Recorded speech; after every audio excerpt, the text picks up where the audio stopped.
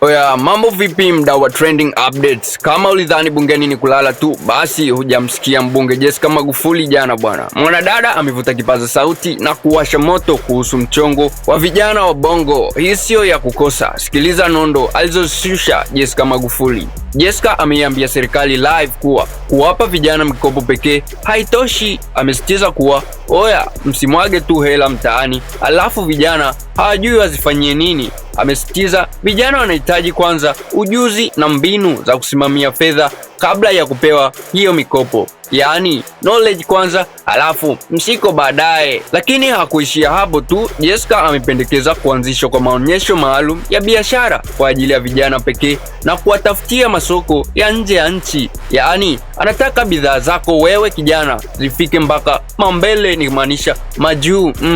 Hii ni big up kubwa sana kwa wajasiriamali wadogo wanaopambana huku kitaa, au sio bwana? Wanangu, Jessica Magufuli ameshapiga pasi, sasa inasubiria serikali ifunge goli tu.